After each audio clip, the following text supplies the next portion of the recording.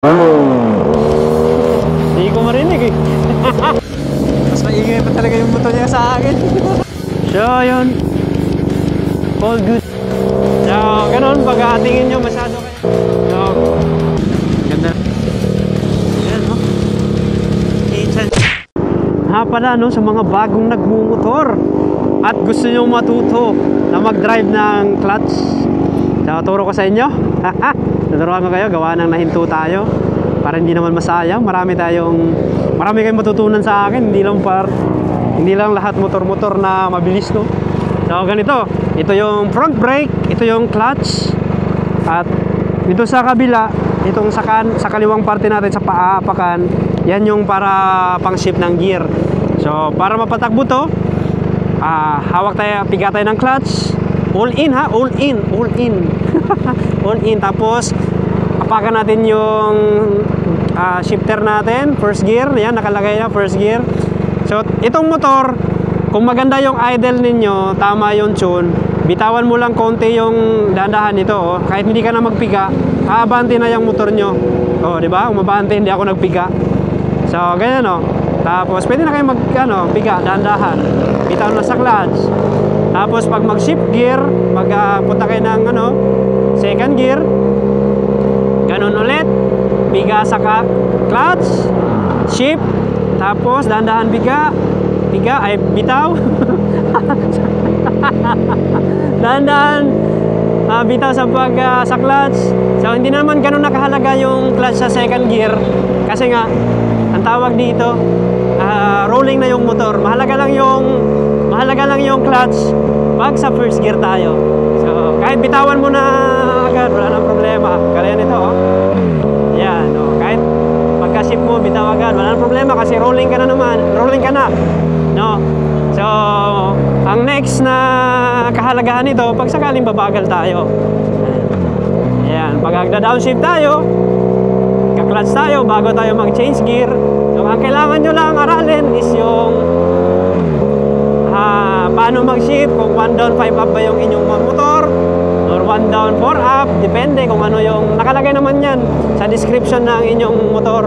Pwede rin kung naka-GP shift kayo, 1 up 5 down, pero ganun, baliktad. So yun lang naman kakabisaduhin nyo. The rest is sobrang easy na lang yan. So napakabilis, natuto na kayo agad sa akin kung paano magmaneho ng clutch. Pag bubomba kayo, clutch in, yun, ganun lang. Ganun lang kabilis matutong mag-drive ng ayan, ito yung kahalagaan ng clutch pagdating sa ganito, babagal na tayo. Siyempre, pwedeng ganyan lang or pwedeng nakaganyan, kasi aalalay kayo kung sakaling hihinto kayo or magmababagal. Kasi mamamatay yung makina pag sobrang bagal na ng takbo at mataas pa rin yung inyong gear, no? So, ganun po yun.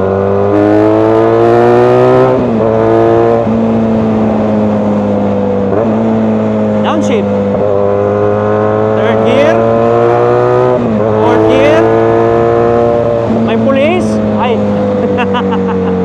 ganun po. Ganun lang naman. And kung gusto nyong tipid lang sa pagmamaneho, tingnan nyo yung RPM ko, 1, 2, 3, may number yan, 1, 2, 3, 4, 5, 6. Ang equivalent nyan is 1,000. So pag nasa 1, 1,000, nasa 2, 2,000. So times 1,000 per number.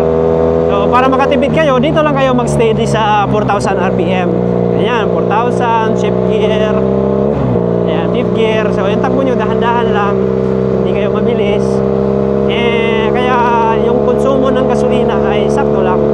So sa motor ko to sa QJ SRK 400, yung chillax na driving nito ay pag gusto mong tipid lang, 4,000 RPM lang. Maintain mo lang yung ganong RPM.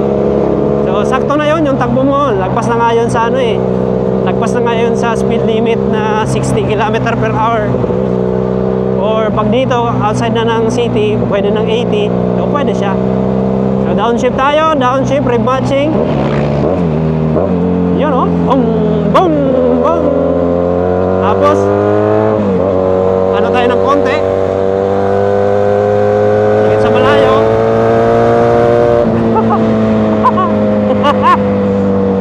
kurbada, babagal na tayo. Ayan, babagal na tayo. Prepare tayo sa pag-entry sa kurbada.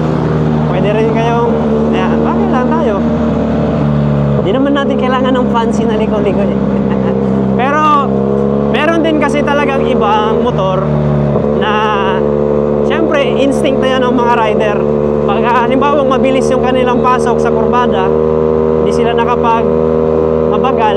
So doon talaga papasok yung mga likuang counter steer, nakabanking, nakahiga yung motor. Kasi pag liliko ka na mabilis yung pasok mo, for sure mag-overshoot ka. So ganun po yun. Kaya yung iba, instinct na yun nila na kung sakaling na sumobra yung pasok nila sa kurbada, hindi sila nakapag-minor, hindi sila nakapag-downshift, ay mag-ano talaga sila, magka-counter steer tapos higa konti